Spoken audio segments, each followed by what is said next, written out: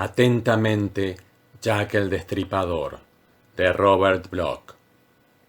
Me quedé mirando a aquel inglés mientras él hacía lo mismo conmigo, pero fui yo quien primero hizo uso de la palabra para preguntar. ¿Sir Guy Hollis? En efecto asintió. ¿Y yo tengo el gusto de hablar con John Carmody, el psiquiatra? Asentí a mi vez, mientras seguía examinando discretamente la figura de mi distinguido visitante. Típicamente inglés, alto, delgado y ligeramente encorvado, rubio y con el clásico y encrespado bigote. Además, el traje de tweed. Tuve la sospecha de que guardaba un monóculo en uno de los bolsillos de su chaleco, y también me pregunté si no habría dejado su paraguas en el vestíbulo. Pero lo que más me intrigaba era la razón que había impulsado a Sir Guy Hollis de la Embajada Británica a ir a visitar a un psiquiatra de Chicago, desconocido para él. Tras haber tomado asiento, el visitante se aclaró la voz, echó un vistazo a su alrededor, dio unos golpecitos con su pipa sobre el tablero de mi escritorio y abrió la boca para preguntarme. «Señor Carmody, ¿ha oído hablar de Jack el Destripador? ¿Se refiere usted al famoso asesino?» «Efectivamente, al más monstruoso de todos los asesinos, peor que Springhill Jack y que Crippen. Jack el Destripador, Jack el Rojo. He oído hablar de él». «¿Y conoce usted su historia?» «Escuche, Sir Guy, creo que no llegaremos a ninguna parte si empezamos a charlar de esos crímenes». «No se trata de ninguna charla, señor Carmody. Es un asunto importantísimo, cuestión de vida o muerte». Con un suspiro me recliné en mi sillón. Al fin y al cabo, para eso estamos los psiquiatras, para escuchar pacientemente a los que nos consultan. «Adelante, pues», dije. «Oigamos esa historia». Y Sir Guy encendió un cigarrillo y empezó su relato. Londres, 1888. A fines de aquel verano y a principios del otoño, apareció la siniestra figura de Jack el Destripador, algo así como una sombra armada con un cuchillo que merodeaba por el East End de Londres, siempre al acecho en los distritos de Whitechapel y Spitalfields. 6 veces empleó ese cuchillo para cercenar los cuellos de mujeres londinenses. Su primer crimen lo cometió el 7 de agosto.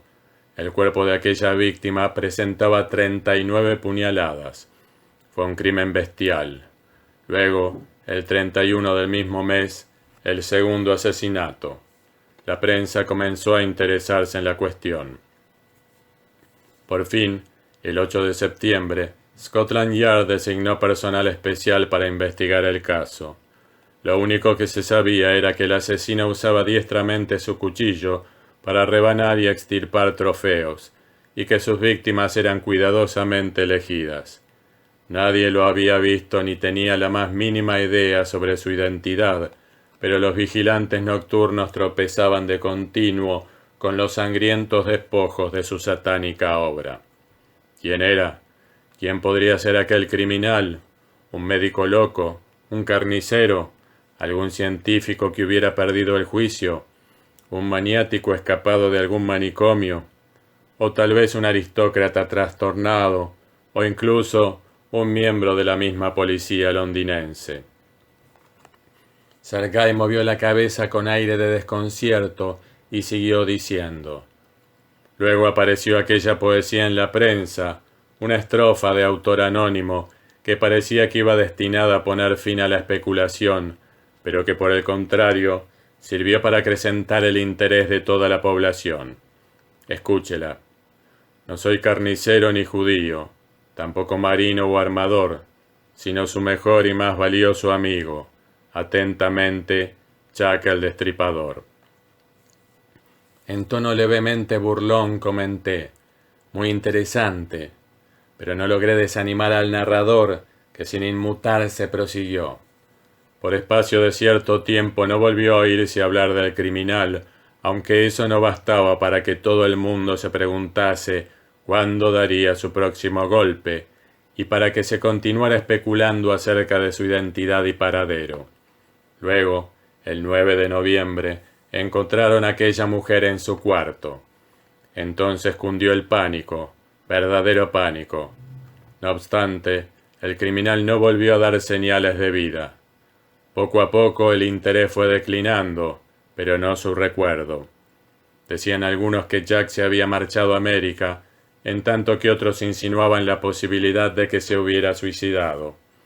Se han expuesto infinidad de teorías, hipótesis y argumentos, pero lo único cierto es que nadie sabe quién era Jack el Destripador, ni por qué cometió aquellos asesinatos, ni por qué desapareció tan imprevistamente.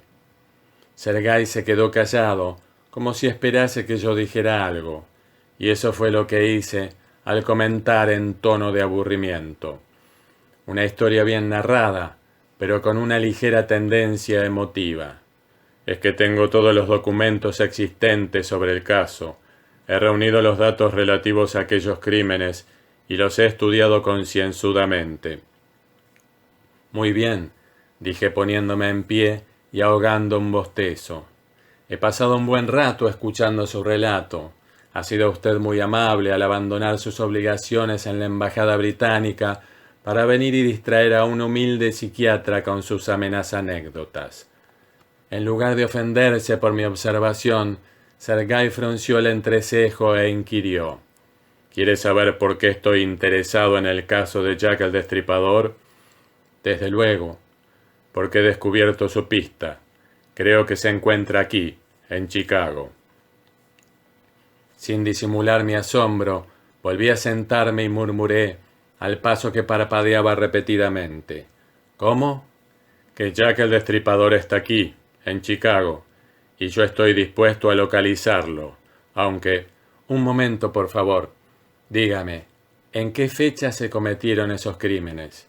De agosto a noviembre de 1888. 1888. Pues si Jack el Destripador era entonces un hombre maduro, a estas alturas debe estar muerto. Incluso aunque hubiera nacido en aquel año, hoy tendría 57. ¿Usted cree? Y además, no diga un hombre maduro, porque puede haber sido una mujer o cualquier otra cosa. Tras haber escrutado pensativamente el rostro de mi interlocutor, indiqué: Sergei, después de todo, creo que ha acertado usted al venir a verme, porque lo que usted necesita es un tratamiento psiquiátrico, sin duda alguna. Tal vez tenga usted razón, señor Carmody. Entonces, ¿cree que estoy loco? Desvié la vista y me encogí de hombros, pero como tenía que darle una respuesta sincera, le dije: No, no lo creo. En ese caso, quizá debiera escuchar los motivos que me inducen a creer que Jack el Destripador sigue vivo. ¿Qué motivos son esos? Verá usted, a lo largo de estos últimos 30 años he estado estudiando aquellos crímenes. Para ello me he entrevistado con las autoridades y he hablado con los amigos y conocidos de las víctimas, así como con los vecinos de los barrios que fueron escenario de la matanza. He reunido un copioso material de datos y ahora dispongo de muchos conocimientos sobre la cuestión, incluidas multitud de versiones inverosímiles y teorías sin fundamento. No quiero aburrirle con la relación de mis conclusiones, pero sí le diré que me he dedicado a otras actividades más productivas en este sentido.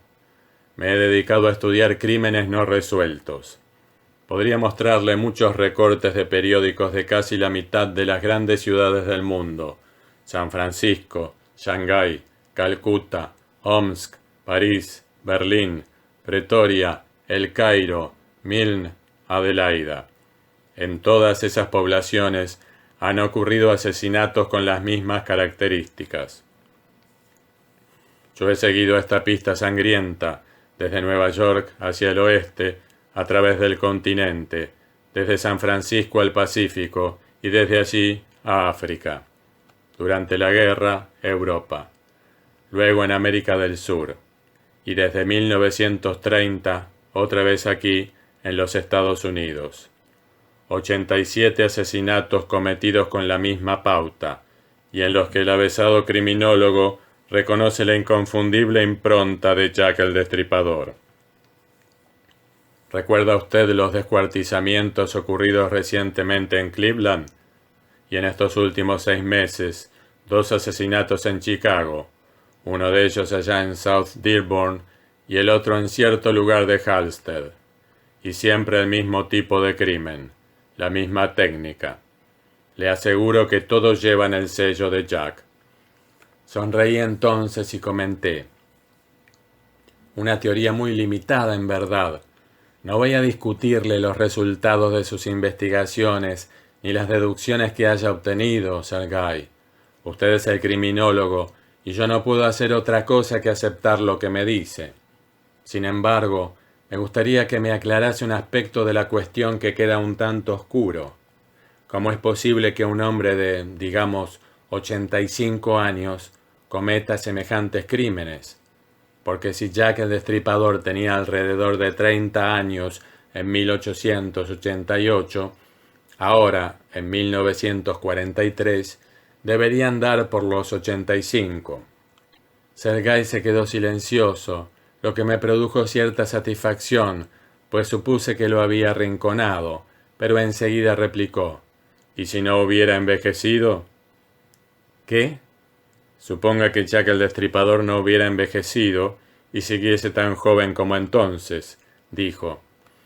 Estoy a punto de llamar a la enfermera para que le ponga un chaleco de fuerza. Hablo en serio, afirmó Sergei. Todos dicen lo mismo, que hablan en serio, y es una verdadera pena, ¿no le parece? Todos los que vienen a consultarme aseguran formalmente que oyen voces raras y ven extrañas figuras, pero de todos modos no queda más remedio que encerrarlos. No voy a negar que mis palabras fueron crueles, pero obraron el efecto que buscaba, ya que Sergei se puso en pie, me miró fijamente y dijo: reconozco que es una teoría absurda. No obstante, tenga en cuenta que todas las teorías que se han formulado son tanto más descabelladas, que era un médico, un maníaco o una mujer. Por tanto, ¿por qué ha de ser la mía distinta de las demás? Por una sencilla razón, porque la gente crece y se hace mayor, porque todo el mundo envejece, Sergei, incluso los médicos, los maníacos y las mujeres. ¿Y los hechiceros? Los que practican la nigromancia, la magia negra. ¿Qué quiere decir? He estudiado todos los detalles, señor Carmody. He examinado con detenimiento las fechas en las que se cometieron esos crímenes, y la pauta, el ritmo que formaban esas fechas, el ritmo solar, lunar y estelar, o sea, su aspecto sideral, su significado astrológico. Aquel hombre estaba completamente loco, pero yo seguí escuchándole. Escuche usted, señor Carmody. Suponga que Jack el Destripador no matara por el simple placer de matar, sino que lo impulsara el deseo de hacer sacrificios. ¿Qué clase de sacrificios? Se ha dicho que si se ofrecen sacrificios a los espíritus de las tinieblas, estos otorgan favores, cuando el momento es el adecuado, por cierto, cuando la luna y las estrellas están en conveniente posición y con las debidas ceremonias. Esos espíritus conceden grandes favores, por ejemplo, el don de la juventud. Lo que usted plantea, repito, dije, es una teoría muy interesante, pero lo único que me intriga es un aspecto de todo este asunto. ¿Por qué ha venido a contármelo a mí? Yo no soy ninguna autoridad en materia de brujería, y tampoco soy policía ni criminólogo, sino un médico psiquiatra. En respuesta, él sonrió sibilinamente y a su vez preguntó: ¿entonces se siente interesado en la cuestión? Bien, sí. Creo que debe de haber alguna causa seria para... La hay, señor Carmody, pero yo quería asegurarme previamente de su interés. Ahora puedo revelarle mi plan. ¿Qué plan? Sergei me miró a los ojos un momento. Luego anunció: John Carmody, usted y yo vamos a capturar a Jack el Destripador.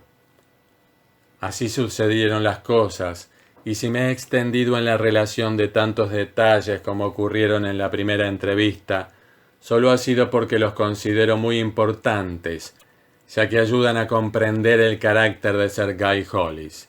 Y en vista de lo que sucedió a continuación, más valdrá que siga detallando las diversas partes de nuestro convenio. Por supuesto que la idea de Sir Guy era bastante simple, aunque más bien se trataba de una corazonada y no de una idea. «Usted conoce a la gente de aquí», me dijo la segunda vez que nos vimos. «Me he informado al respecto, y por eso le he elegido como el hombre ideal para secundarme en mi propósito. Sé que entre sus relaciones se cuentan muchos escritores, pintores, poetas, en suma, lo que se llama la intelectualidad. Y por ciertas razones, cuya naturaleza no hace al caso, tengo la sospecha de que Jack el Destripador pertenece a esta comunidad. Es más, creo que le gusta aparecer como un excéntrico, y espero que si usted me lleva a los sitios donde suelen reunirse esos intelectuales y me presenta a ellos, podré descubrirle y desenmascararle». «Por mi parte», dije, «no tengo nada que oponer, pero no sé cómo se las va a arreglar para buscarle. Tal como ha dicho antes, ese criminal puede tener cualquier apariencia, puede ser viejo o joven, rico o pobre, puede ser un ladrón, un médico, un abogado. ¿Cómo lo reconocerá? Eso se verá cuando llegue la ocasión, pero debo encontrarle enseguida, cuanto antes. ¿Y por qué tanta prisa?» «Porque dentro de 2 días volverá a matar». «¿Está usted seguro?» «Completamente, señor Carmody. Ya le dije que había estudiado bien el asunto y que todos los crímenes coinciden con ciertas características astrológicas. Por eso, si tal como sospecho, si ese hombre ha de ofrecer sacrificios para renovar su juventud, tendrá que cometer otro asesinato en el término de 2 días. Fíjese en la disposición de sus primeros crímenes en Londres: 7 de agosto, 31 de agosto, 8 de septiembre, 30 de septiembre, 9 de noviembre. ¿Ve usted? Intervalos de 24 días, de 9 días, de 22 días. Esta vez causó 2 muertes. Y por último, de 40 días. Claro que en esos intervalos hubo también otros crímenes, pero no se le achacaron a él. De todas formas, el caso es que he trazado un esquema basado en mis cálculos, y por eso sé que Jack volverá a matar en el término de 2 días. «Comprendido, Sir Guy», asentí, «pero sigo preguntándome qué papel desempeño yo en este asunto». «Ya se lo dije, el de presentarme a sus amistades. Lléveme a todas las reuniones, a todos, pero ¿por dónde empiezo? Que yo sepa, mis relaciones artísticas, pese a sus excentricidades, son todas excelentes personas, gente perfectamente normal». «Ah, querido amigo, también lo es el Destripador, normal en todo sentido, menos en ciertas y determinadas noches, que es cuando se transforma en un monstruo patológico, en un ser sin edad que se oculta en las sombras, preparado para matar. Porque en esas noches en que las estrellas irradian su fulgor letal, de acuerdo, dije de pronto interrumpiéndole, le llevaré a esas reuniones. También necesito asistir para beber unos buenos tragos, porque después de oírle a usted... Aquella misma noche llevé a Sir Guy a casa de Lester Baston. Mientras subíamos en el ascensor al lujoso ático, juzgué oportuno advertirle: «Baston es un verdadero excéntrico, y lo mismo puede decirse de sus invitados. Por tanto, conviene que se prepare usted para recibir toda clase de sorpresas». «Estoy preparado, no se preocupe». Y en demostración de lo que decía, sacó un revólver del bolsillo posterior de su pantalón. Alarmado, exclamé: «Oiga, ¿qué se propone?» «Estar preparado», explicó Sir Guy seriamente, «para el caso de que lo descubra». «Pero ¿cómo va a presentarse en una reunión de amigos con un revólver cargado? ¿No comprende que, Tranquilícese, no pienso hacer tonterías. Al salir del ascensor, avanzamos por el pasillo hacia la puerta del departamento de Baston. Durante el corto trayecto volví a inquirir.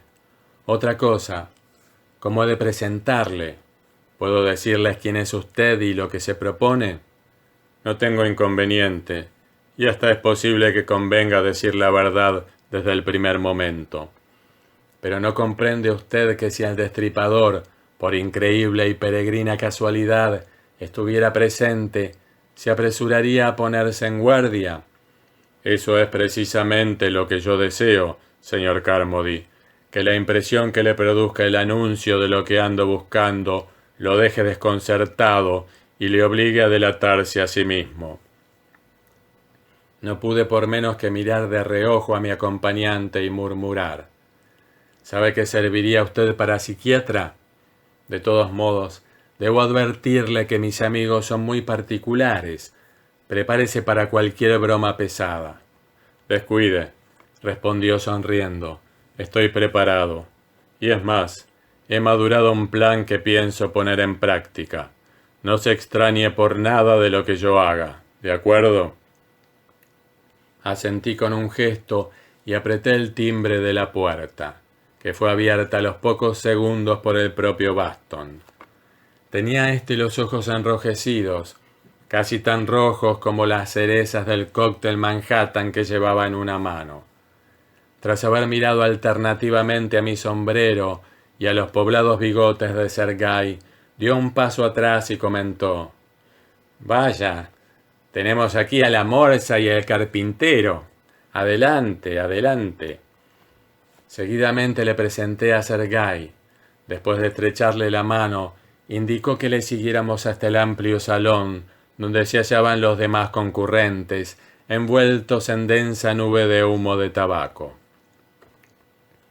Todos los invitados tenían un vaso en la mano, y las notas solemnes de la marcha del amor de las naranjas, procedentes del piano situado en un ángulo de la estancia, no lograban apagar por completo el rumor del polo africano que unos jugadores practicaban en el rincón opuesto. No había nada que hacer. Prokofiev no podía rivalizar con las piezas de marfil que producían cada vez más ruido. Sergei confirmó entonces mis anteriores sospechas al sacar un monóculo de un bolsillo de su chaleco y ajustarlo en la órbita de su ojo derecho, para mirar primero a la poetisa Laverne Gonister y luego a Jimmy Kralik, el cual acababa de recibir un golpe en un ojo de parte del anterior y se había acostado en el suelo chillando como un condenado. Los chillidos de Jimmy duraron hasta que alguien lo pisó fuertemente en el estómago al pasar por encima suyo, de camino hacia el comedor, en busca de otra botella. Seguidamente, Sergei oyó que Nadia Vilinov, la artista comercial, expresaba su desagrado con respecto al tatuaje que Johnny Odcat exhibía. Y a continuación, desvió su vista hacia la mesa, debajo de la cual se encontraba Barclay Melton, en animado coloquio con la esposa del tatuado. En esto, Lester Baston se plantó en el centro de la sala y reclamó la atención general al estrellar un vaso en el suelo antes de anunciar: «Señoras y señores, tengo el gusto de presentarles a dos distinguidos visitantes, nada menos que la morsa y el carpintero. El primero es Sergei Hollis, uno que tiene algo que ver con la embajada británica, y el otro, como todos saben, no es más que nuestro querido amigo John Carmody, el eminente curador de manías inofensivas». Acto seguido, asió a Sergei por un brazo y lo llevó al centro de la estancia para indicarle: «Ha de saber usted, Sergei, que tenemos la costumbre de someter a discreto interrogatorio a nuestros nuevos amigos. No es más que una sencilla formalidad, ¿comprende usted? Supongo que estará preparado para responder a nuestras preguntas». «Por supuesto que lo está», pensé yo. «Viene preparado para todo».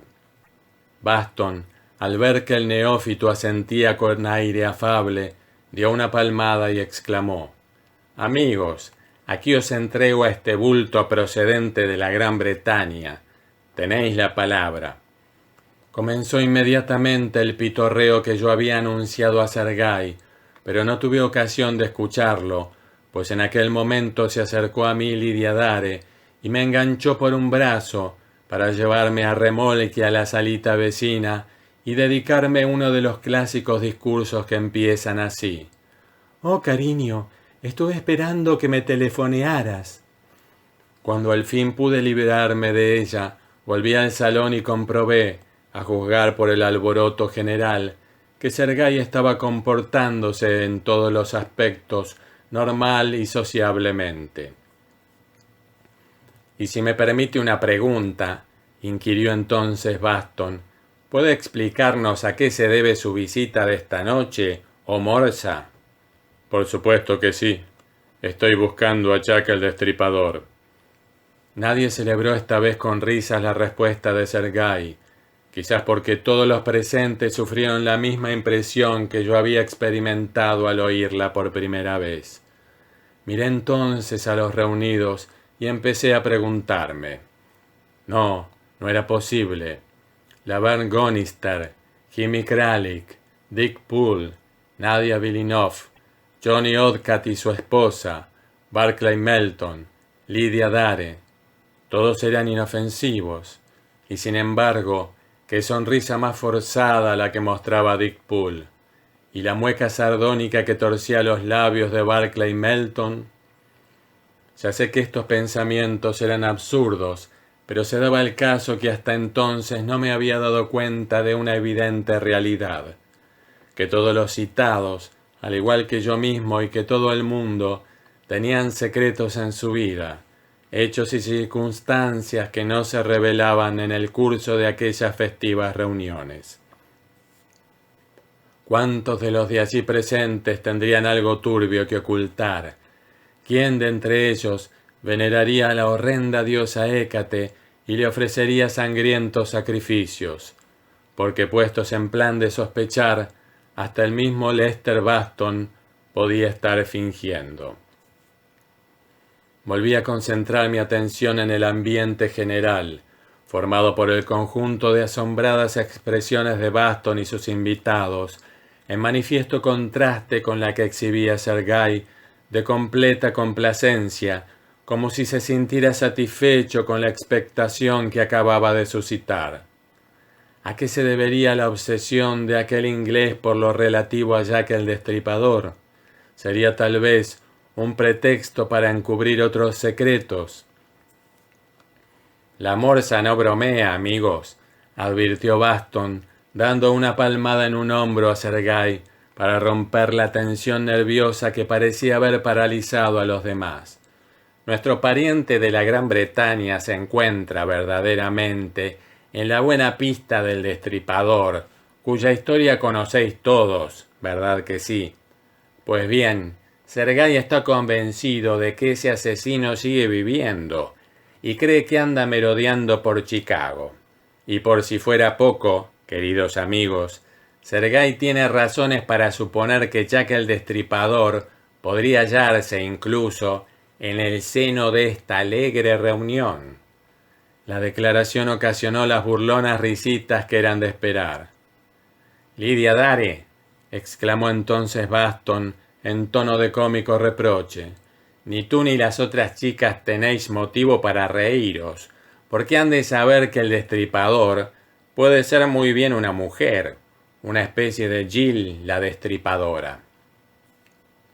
Laverne Gonister se aproximó a Sergei para mirarle de cerca y preguntarle: «¿Quiere usted decir que sospecha realmente de uno de nosotros? Pero si ese Jack el Destripador desapareció hace mucho tiempo, en 1888, si mal no recuerdo». «Sí, comentó Baston burlonamente. «Vaya, ¿cómo es que estás tan enterada de esa fecha? Resulta sospechoso, ¿verdad, Sergei? Vigílela usted, no la pierda de vista, que es posible que no sea tan joven como parece». porque estas poetisas esconden muchas cosas. Recobrada a poco la tranquilidad, pronto renació el bullicio en el salón. El invitado que había estado tocando el piano se dispuso a aporrear nuevamente las teclas. Lidia Dare empezó a dar señales de desasosiego, fija la vista en la puerta del pasillo que conducía a la cocina, con el evidente deseo de marchar a esta dependencia en busca de otra bebida. De pronto gritó Baston: «Eli, ¿sabes una cosa? La morsa tiene un revólver». Y en efecto, su mano había rozado inadvertidamente el costado izquierdo del inglés, notando el contacto del arma. Y antes de que Sergei se hubiera dado cuenta de lo que estaba sucediendo, se la había quitado de la funda. Por un momento temí que las bromas hubiesen llegado demasiado lejos, pero al mirar a Sergei vi que me dirigía un guiño y recordé su anterior advertencia, que no debía alarmarme ocurriera lo que ocurriese. «Juguemos limpio con nuestro amigo la morsa», siguió diciendo Baston. «Sabemos que ha venido aquí desde Inglaterra para llevar a cabo su misión. Y yo sugiero que en caso de que ninguno de vosotros esté dispuesto a confesar, le demos una oportunidad de descubrir al criminal, por las malas. Escuchad ahora atentamente. Voy a apagar las luces durante 1 minuto, y si alguno de los presentes es Jack el Destripador, podrá optar por 2 salidas: escapar inmediatamente o eliminar a su implacable perseguidor. ¿De acuerdo?». Pese a que la propuesta venía de un hombre achispado, no dejó de parecerme bastante estúpida. En el consiguiente batiburrillo de exclamaciones y comentarios, nadie concedió atención a las débiles protestas de Sergei. Acto seguido, Lester Baston se acercó a una pared y levantó una mano hasta el interruptor. «Que nadie se mueva», advirtió. «Estaremos a oscuras durante 1 minuto y tal vez a merced de un asesino. Luego encender las luces y empezar a recoger cadáveres. Elijan a sus compañeros de aventura, señoras y caballeros». Se apagaron entonces las luces y alguien soltó una risita nerviosa. Desde el sitio en que me encontraba, pude oír el rumor de unos pasos, así como un ligero murmullo. Una mano me tocó la cara, provocándome un respingo. Aquella situación era absurda, verdaderamente absurda. Estar allí de pie, en silencio y en la oscuridad, en compañía de un grupo de chiflados. Claro que eso no bastaba para que me sintiese extrañamente receloso, aterrorizado más bien, porque no podía evitar una horrible idea, la de que Jack el Destripador deba de haber andado así por las calles de Londres, en medio de las tinieblas, entre infinidad de personas que temían por sus vidas. De modo imprevisto, alguien profirió un alarido, y yo reconocí la voz de Sergei, antes de oír el sordo golpe producido por un pesado cuerpo al caer al suelo. A continuación, Lester Baston encendió las luces, y a todos se nos escapó un grito de horror. Sergei Hollis yacía sobre la alfombra, con los brazos abiertos y empuñando su revólver en una mano.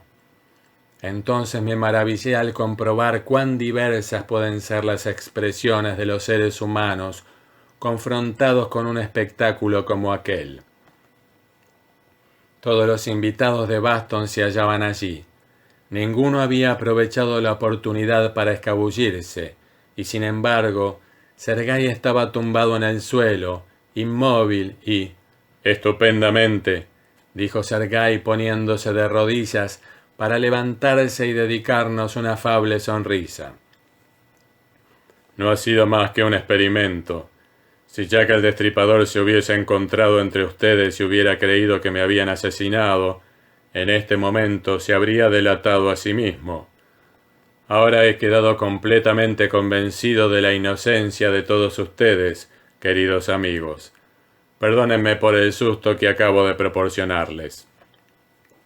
Seguidamente, se dirigió a mí y me preguntó: ¿Nos vamos, John? Creo que es un poco tarde. Incapaz de reaccionar, le seguí en silencio hasta el vestíbulo para recoger nuestros sombreros, mientras el resto de la concurrencia continuaba mirándonos sin decir palabra. Conforme con nuestro previo acuerdo, a la noche siguiente me reuní con Sergei en la esquina de la calle 29 y la avenida Halsted. Después de lo que había presenciado 24 horas antes, me hallaba preparado para cualquier eventualidad, pero nada extraño ocurrió en el momento del encuentro. Sergei estaba esperándome al amparo de las sombras de un portal, y lo único que reveló su actitud de alerta fue el instintivo movimiento de su mano en dirección de la funda de su revólver, cuando yo me le aproximé sin ser visto y exclamó: «Buenas noches». «Muy buenas», le contesté. «¿Preparado para iniciar nuestra desatinada partida de caza?» «En efecto», asintió sonriendo amigablemente, «y me alegro al comprobar que concuerda usted conmigo, pues ha venido a la cita sin hacer preguntas. Eso demuestra que se fía de mi intuición». Luego, mientras íbamos andando a lo largo de la calle, observó: «Hay niebla esta noche, señor Carmody, igual que en Londres, y además hace frío, a pesar de que estamos en noviembre. Es curioso, niebla londinense, y en el mes de noviembre, el mismo lugar y la misma época que la de los crímenes del Destripador». «No exactamente», hice notar. «Permítame que le recuerde que no estamos en Londres, sino en Chicago, y que tampoco es el mes de noviembre de 1888, sino más de medio siglo después». «¿Usted cree? No estoy tan seguro. Fíjese en estos callejones que vamos cruzando, estrechos, oscuros, como los del East End. Seguro que tienen más de medio siglo por lo menos». «Estamos en el barrio de South Clark», le indiqué, «y la verdad es que no sé por qué me habrá citado usted aquí». «Una corazonada. Solo un presentimiento, señor Carmody. Quiero dar una vuelta por estos lugares, porque tienen una disposición muy semejante a la de la zona donde el Destripador solía deambular. No crea que lo buscaré en los distritos bien iluminados, como el barrio bohemio, sino aquí entre las tinieblas, que es donde se mantiene al acecho». No pude evitar que mi voz temblase un poco al preguntar, con fingido desparpajo: «Entonces, ¿por eso va usted armado?» «Es posible que necesitemos un revólver. Al fin y al cabo, esta es la noche en que ha de volver a matar». Seguimos caminando por aquellas calles desiertas y envueltas en niebla. De vez en cuando se veía la claridad que brotaba del interior de una taberna, pero el resto del barrio se encontraba sumido en densa oscuridad. Al cabo de un rato, impresionado por aquel ambiente, empecé a temer la posibilidad de que me atacase a mí también la locura de mi acompañante, y con acento un tanto irritado señalé: «Pero, ¿no ve usted que no hay ni un alma por estas calles?» «Tiene que aparecer, tiene que venir aquí, aquí. Un lugar sórdido como este atrae a la maldad, y el Destripador es un espíritu maligno. Siempre ha cometido sus crímenes en los barrios sucios. Tal vez se trate de un capricho suyo, pero lo cierto es que parece sentir predilección por la mugre, sin contar con que el tipo de mujer que elige como víctima es más fácil de encontrar en los tugurios y tabernuchos de toda gran ciudad. Pues bien, entremos en algún tabernucho, porque lo cierto es que estoy helándome», dije. Minutos después cruzábamos la puerta de una taberna, cuyo único ocupante era el gigantesco tipo que atendía el mostrador. Tras haber abonado el importe de una botella de ginebra, fuimos a sentarnos en la intimidad de un reservado, donde nos pusimos a charlar, en tanto sorbíamos el contenido de nuestros vasos. Pasó un cuarto de hora y otro cuarto, y al final era Sergei el único que hablaba, y acerca de lo mismo que me había contado en mi consultorio el primer día en que nos vimos, como si no me lo hubiese referido entonces, pero es que los pobres obsesivos son así, no hay nada que los aparte de su idea fija. Yo me limitaba a sentir de vez en cuando pacientemente y a llenarle su vaso, hasta que me pregunté si el exceso de alcohol, en lugar de aplacar a mi locuaz acompañante, no le desataría más la lengua. A punto de perder la paciencia, le interrumpí para observar. Perfectamente, Sergei. Admitamos que tiene usted razón, que su teoría es correcta, aunque para ello debamos hacer caso omiso de las leyes naturales y tragarnos una porción de supersticiones. De acuerdo en que Jack descubrió la manera de prolongar su propia vida mediante el ofrecimiento de sacrificios, y en que ha viajado alrededor del mundo, tal como usted afirma. Supongamos también que todo lo que usted cree es absolutamente cierto y que Jack está ahora aquí, en Chicago. Bien, sencillamente, Sergei, que aunque todo lo que usted se empeña en creer fuera verdad, no por ello hemos de esperar que Jack el Destripador vaya a presentarse aquí, en esta taberna, para que usted lo mate o lo entregue a la policía. Y dicho sea de paso, todavía no sé lo que se propone hacer con él, en caso de que lo encuentre. Vació de un trago su vaso y murmuró: voy a atrapar a ese canalla, voy a capturarlo y entregarlo a las autoridades, junto con todos los documentos y pruebas que he reunido a lo largo de todos estos años. He gastado una fortuna en esta investigación, señor Carmody, o tal vez prefiere que lo tutee y le llame John. Como le parezca. De acuerdo, pues, John. Tal como iba diciéndote, la captura de este criminal supondrá la solución de muchos asesinatos que han quedado sin resolver. Te aseguro que una bestia enloquecida anda suelta por el mundo, una bestia que ofrece sacrificios a la diosa Hécate. No lo dudo. Sin embargo, me gustaría saber también cómo se las va a arreglar para reconocerle, y sobre todo, cómo está tan seguro de que habrá de encontrarle. Sé que anda cerca de aquí. Lo sé, lo presiento. Digamos que soy un sujeto intuitivo, ¿comprende? No, Sergei no era intuitivo, era tonto y estaba borracho. Alargué entonces una mano y puse la botella fuera de su alcance, y al ver que trataba de arrebatármela, me levanté y en tono destemplado, pues después de todo no era uno de mis pacientes, le dije: escuche, esto pasa ya de la raya. Voy a hacerle una sugerencia. Tomemos un taxi y marchémonos de aquí. Por lo visto, su amigo Jack se ha atemorizado y no vendrá a verle. Mañana, cuando se haya despejado, podrá presentarse ante las autoridades con todos sus documentos para convencerles de lo acertado de su teoría. Y si ellos le creen, en fin, las autoridades federales son lo suficientemente competentes para llevar a cabo una investigación a fondo y localizar a ese criminal. Con la obstinación del beodo, Sergei murmuró: no, en taxi no.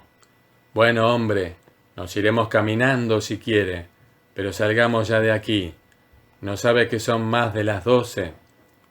En respuesta, se encogió de hombros, se puso en pie y fue conmigo hasta la puerta, pero al llegar allí, dio un paso atrás y desenfundó su revólver. ¿Qué hace usted?, exclamé alarmado. ¿No pretenderá andar por la calle con un revólver en la mano? Venga, démelo. No se opuso Sergei a que le quitase el arma y me la guardara en un bolsillo de mi chaqueta.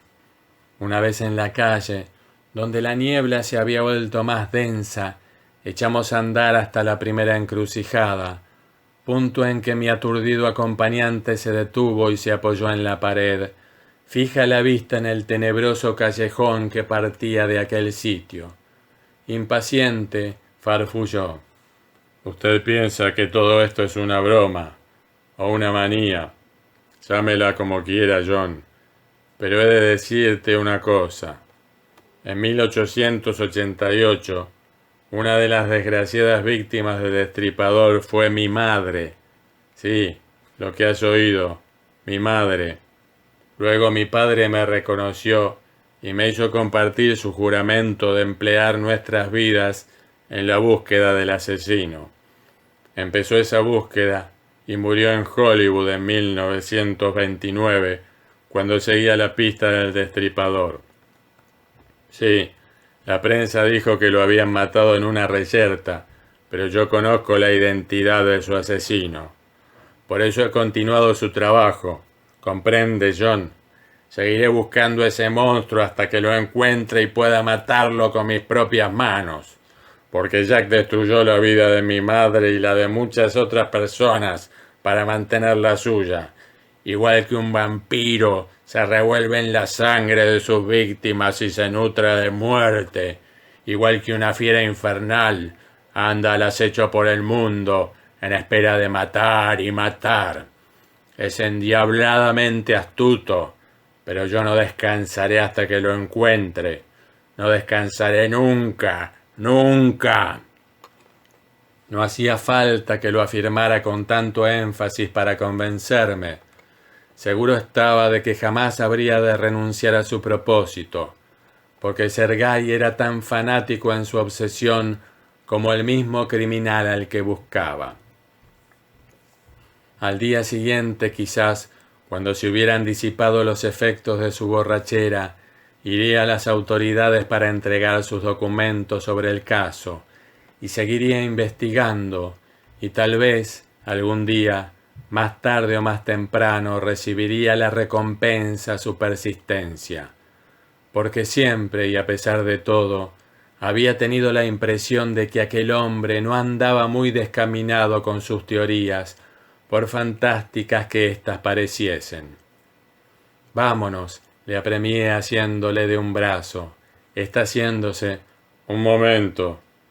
Devuélveme mi revólver. Me siento más tranquilo cuando lo tengo en mi funda. Y como yo insistiera en obligarle a caminar, se afianzó sobre sus pies y repitió: Devuélveme mi revólver, John. Está bien, dije al tiempo que sacaba una mano del bolsillo. Sergei bajó la mirada y abrió los ojos desmesuradamente mientras balbuceó: Pero eso no es mi revólver, es un cuchillo. Ya lo sé, asentí derribándole al suelo.